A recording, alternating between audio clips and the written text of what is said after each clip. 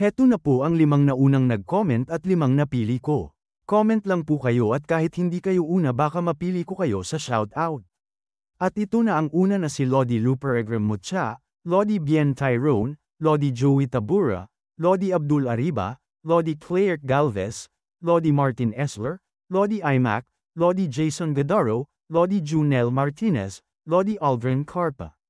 Maraming salamat po sa inyong lahat at kung bago ka pa lang dito, baka naman, ika-142 kabanata, sa pagpapatuloy. Lumingon ang kanyang master na sinabi niya na kayo ba, kilala niyo ako? At pagkatapos makikita ang silid na ito, yumuko nitong sinabi na Ginoo, mukhang hindi maganda ang pakiramdam ninyo matapos kayong bumalik mula sa palikuran. Maaari ko bang itanong kung may anumang hindi kayo komportable? Kung may problema kayo sa pagtunaw ng pagkain, gusto niyo bang ipahanda ko sa manggagamot ang kaunting gamot?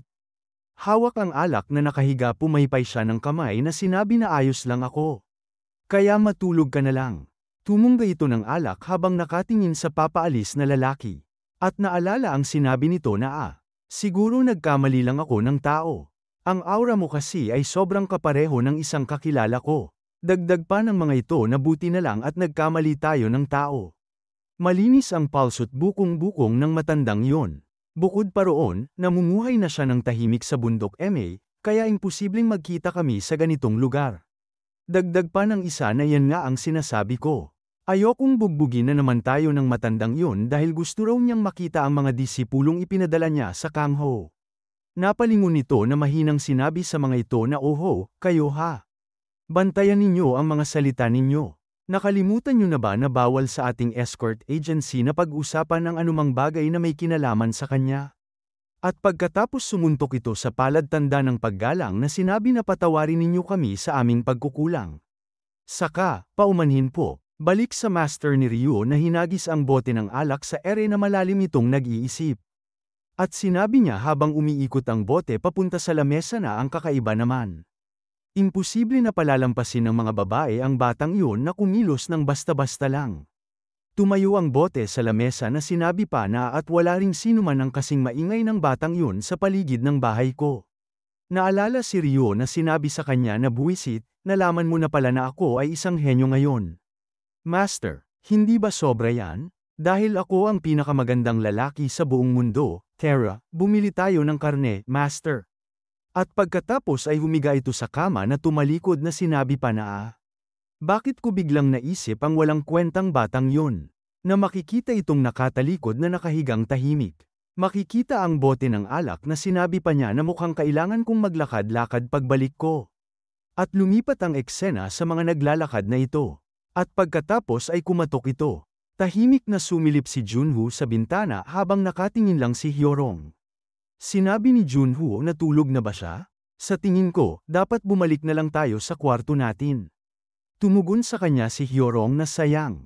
Balak ko sanang tiyakin ang narinig ko noon mula kay Ryu yon. Na naalala niya ito na sinabi niya kay Ryu na sabi mo, natulog ka sa kwarto ni Janghang kagabi? Ano bang ginawa niyo kaya mukhang ganito kaayos ang itsura ninyo ngayon?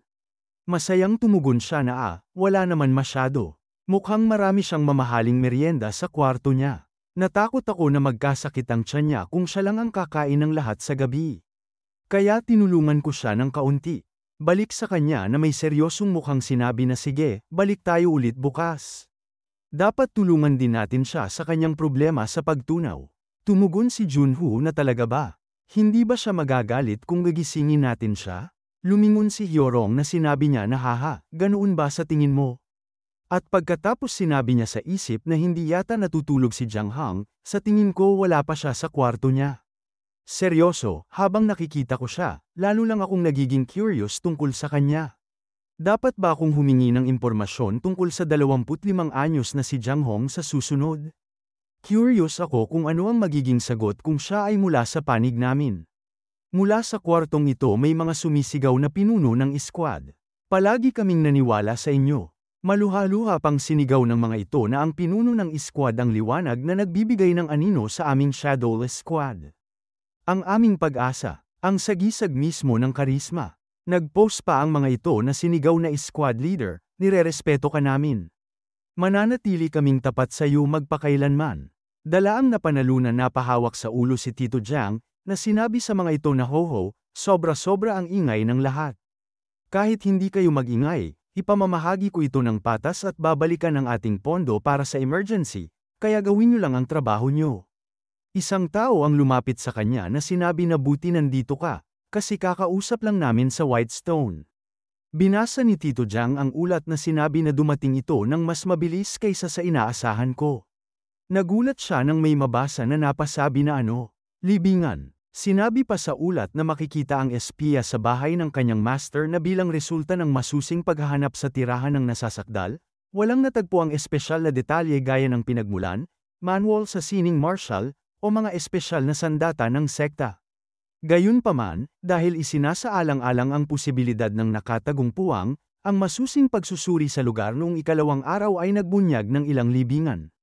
Ang natagpuan sa mga libingan ay, una, sa libingan malapit sa bahay, mukhang sabay-sabay na inilibing ang mga labi ng maraming taong deformed. Matindi ang pinsala sa mga ito, at pinaghihinalaang nabali at nalason pa noong oras ng kanilang kamatayan. Pangalawa, natagpuan 30 hakbang mula sa likod ng kwarto ng matanda. 2 kahoy na kahon ang inilibing sa magkaibang panahon at halos magkaparehong lugar, kahit walang marker ng libingan. Ang isa ay mula mga dekada na ang nakalipas. At ang isa naman ay hindi bababa sa 100 taon na ang nakalipas. Baka higit pa riyan. Pareho silang naglalaman ng damit at iba't ibang gamit.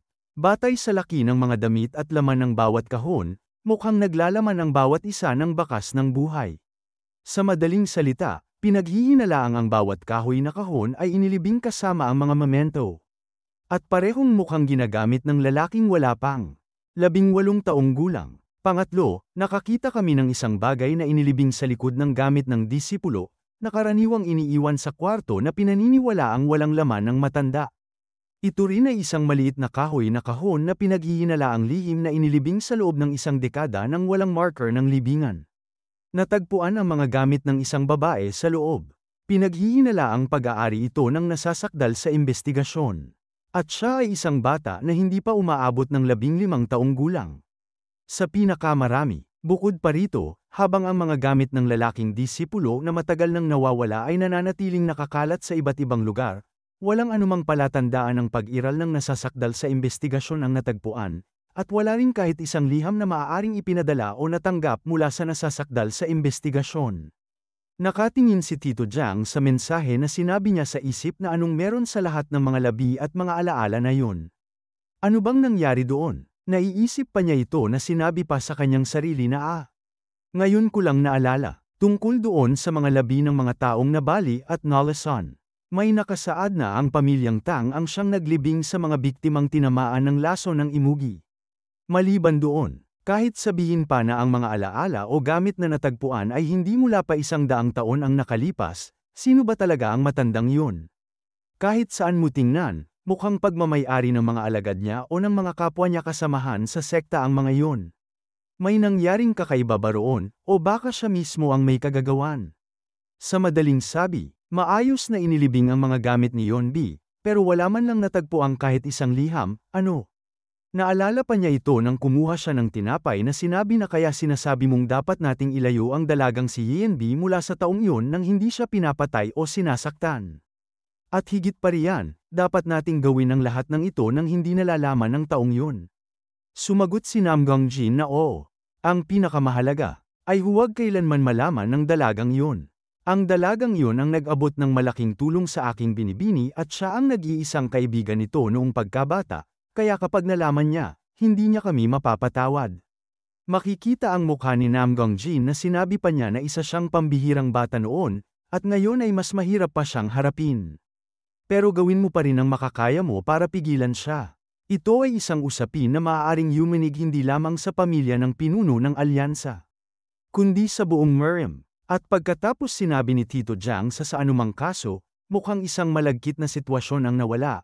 Pero hindi ko alam kung mabuti ba yon o hindi. At sinabi niya sa lalaki habang may inaabot na ako ang maghahanda ng ulat, kaya maghanda ka upang maipadala ito kaagad bilang isang unang ranggong lihim na ulat sa Tranquil Pavilion. Tumugon ito na opo, Ginoo. Ngunit, May isa pa pong ulat na sa tingin ko ay dapat ninyong tingnan muna bago yon, pinuno.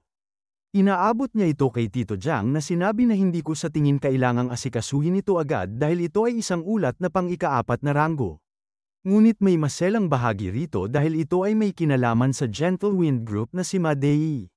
Tumugon siya na naiisip niya ang lalaking ito na sinabi sa isip na Thousand Cents Pavilion sa Sichuan, 10 taon na ang nakalipas, isang buwan, VIP room, isang mayamang lalaki na may mataas na posisyon at ang kanyang anak na babae, ang impormasyon tungkol sa anak na babae.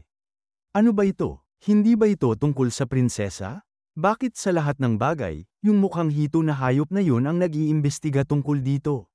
Na sinabi pa nito sa kanya na sa mga impormasyong nakuha natin mula sa mga kasapi nating itinanim sa Gentle Wind Group. Classified yun. Ano ang dapat nating gawin? Dagdag pa niya kay Tito Jiang na dapat ba nating pigilan ang investigasyon niya? Tumuon sa kanya si Tito Jiang na bakit ka kumikilos na parang batang kabayo? Kapag ginawa mo yun, lalo lang siyang maghuhukay ng mas malalim. Foal isang batang kabayo, ginamit dito bilang insulto para sabihing masyado kang padalos-dalos o walang muwang.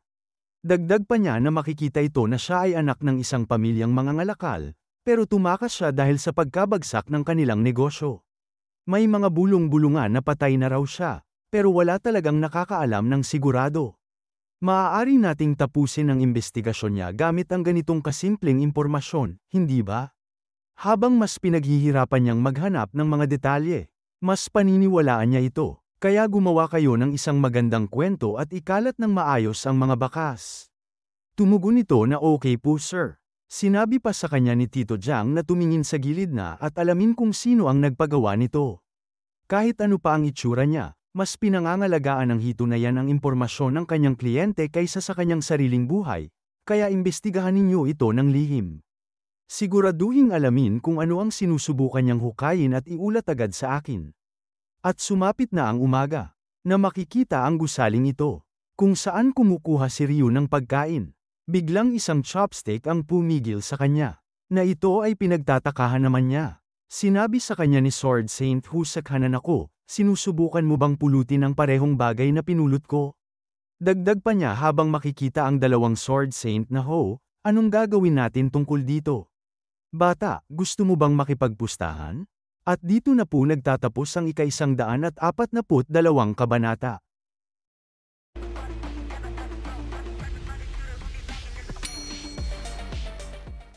Ika-143 kabanata.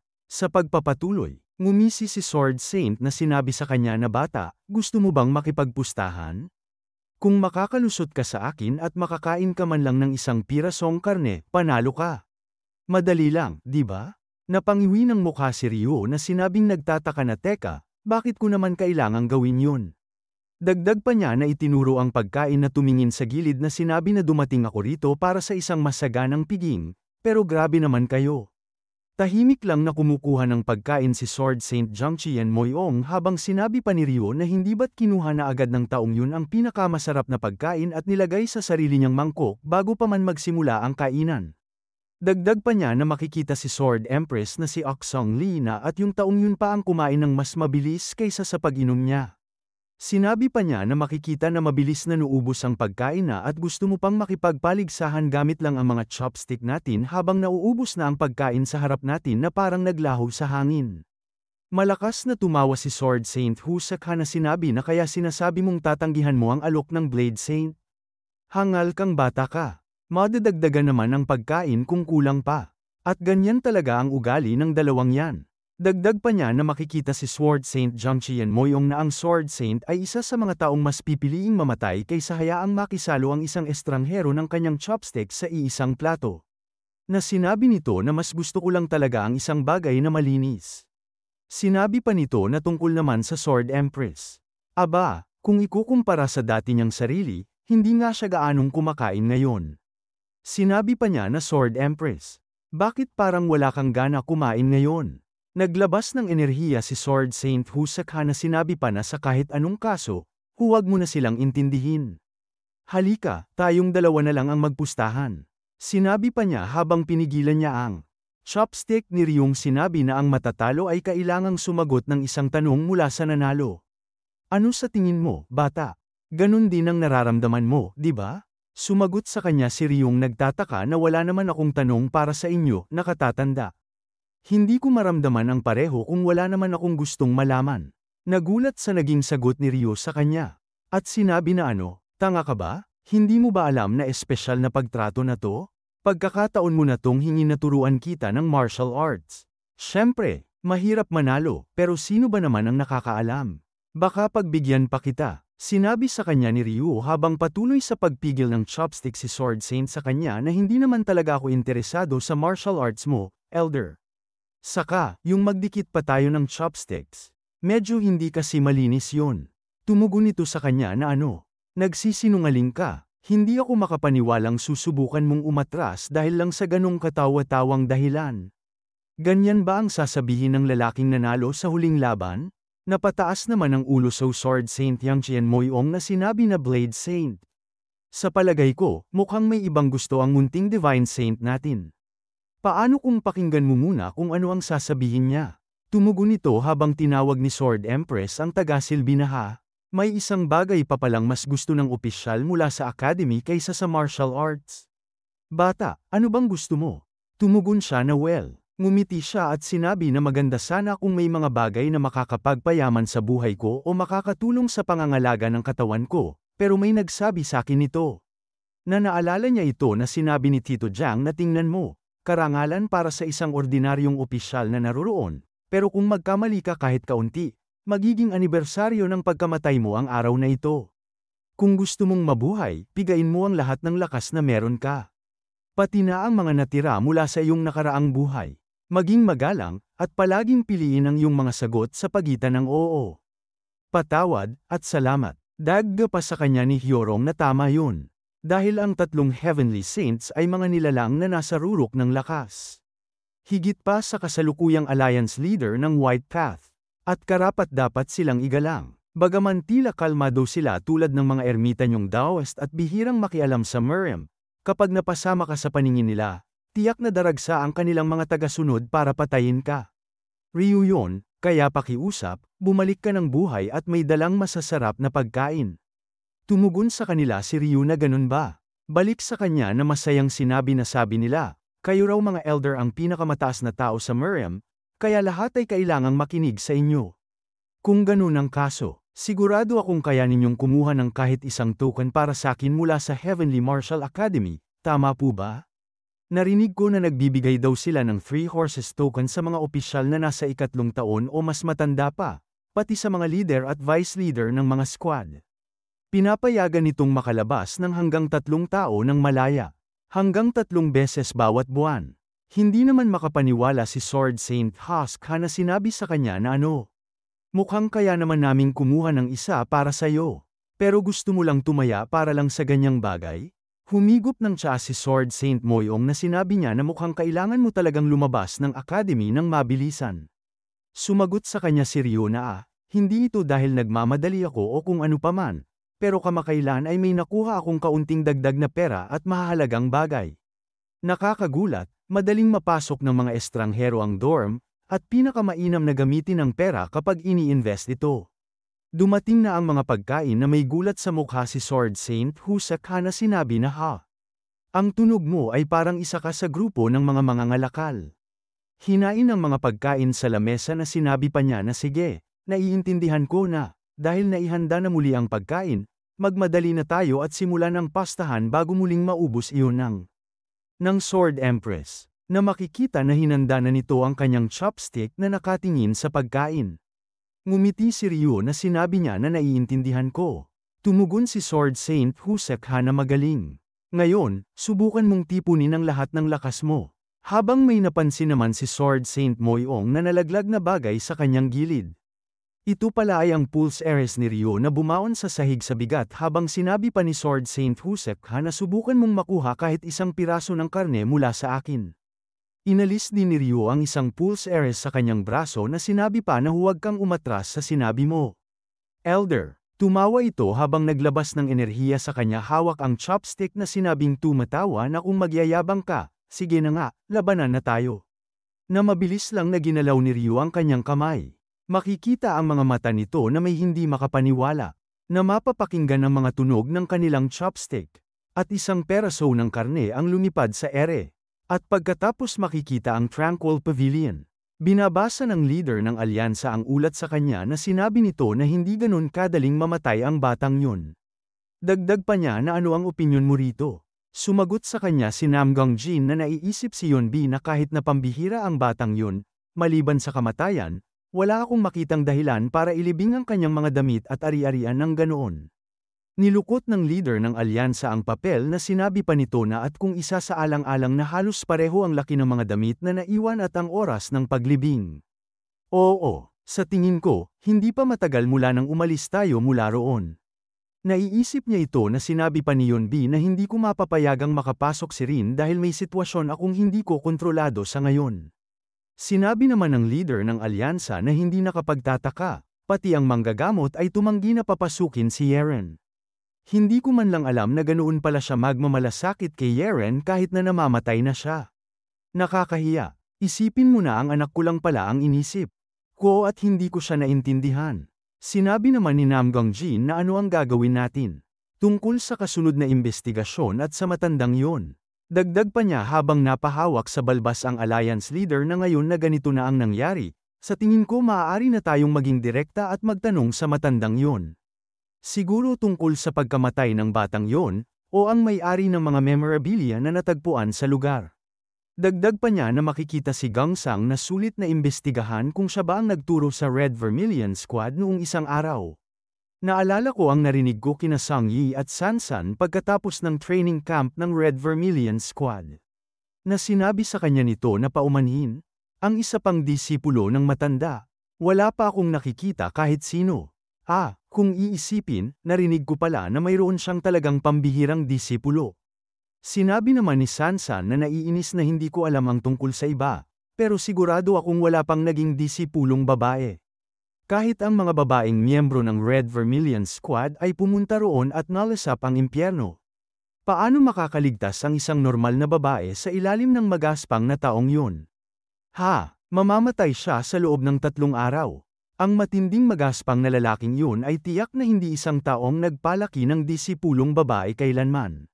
Napasabi naman si Gangsang na Sansan, hindi ka pwedeng panay-sabing ganyan kadelikadong mga bagay. Napatingin si Namgang Jin na sinabi na isinasantabi na ang katotohanang tugma ang pinagmulan at hitsura niya, kasama pa ang pagiging master niya na hindi gumagamit ng tiyak na sandata. Nang marinig kong baliw siya sa pagkain at pera at malupit siya sa kanyang mga disipulo, kahit na medyo nag-iinarte pa ang mga salita ng mga bata noon, inakala kong magkapareho sila ng tao ngunit pagkatapos makinig sa ulat na ito, may kaunting hindi pagkakapare-pareho sa pagitan ng nakatatanda ng Red Vermilion Squad at niya. Makikita ang gamit ni Yeonbi na sinabi pa niya na ang katotohanang maayos pa niyang inilibing ang mga alaala ay nangangahulugang ang bata ay isang minamahal at itinatanging disipulong babae, ngunit tila ang paraan ng pakikitungo niya sa mga babaeng opisyal ng Red Vermilion Squad ay masyadong abnormal para sa isang taong dumanas ng ganoong pagkawala. Bukod pa rito, kung nawala sa iyo ang iyong minamahal na disipulo mga isang dekada na ang nakalipas, nararapat lamang na magpakita ka ng malungkot at nalulumbay na ekspresyon tulad ng nasa pinakahuling ulat ng Shadowless Squad. Ang matandang inilarawan sa akin ng Red Vermilion Squad ay nagbigay pa sa akin ng impresyon na isa siyang taong kakaibang masayahin at masigasig sa kanyang mga gawain. Kung kailangan natin ng paunang pananaliksik, mag-iimbestiga pa ba tayo sa pamamagitan ni Sang Yi at Sansan? Napasabi naman ng alliance leader na hindi. Tigilan na yan. Ang dahilan kung bakit nag-e-exist ang ganyang mga hindi pagkakapare-pareho sa mga pag-uugali ng kakaibang taong yun, alam na alam ko yun. Dagdag pa niya habang makikita ang bulaklak na gaano man siya kitigas o kalupit. Ang disipulong pinalaki niya simula pagkabata ay walang pinagkaiba sa sarili niyang anak. Ang pagkamatay ng batang yon, tiyak na sisira sa kanyang puso at sa pag-asa na taglay niya ng palakihin at turuan niya ito. Alam ko rin ang sakit at kalungkutan na nagpaparamdam sa iyo na mas mabuti pang punitin ang sarili mong laman at bituka. Paanong hindi ko gagawin yun? Kaya noong nakita niya ulit ang mga bagong sibol na usbong o bagong usbong na mga kabataan, wala siyang nagawa kundi magbago ng panandalian. Sa pagkakataong ito, nagpasya siyang gawin ang lahat kahit pa kailangan niyang igalaw ang lahat. Dahil kahit na sandali lang, sana naging masaya siya. Dagdag pa ng alliance leader na ako. May malaki akong utang na loob sa kanya. Sabihin mo sa lahat na umatras, huwag nang ipaalala pa ang sakit niya.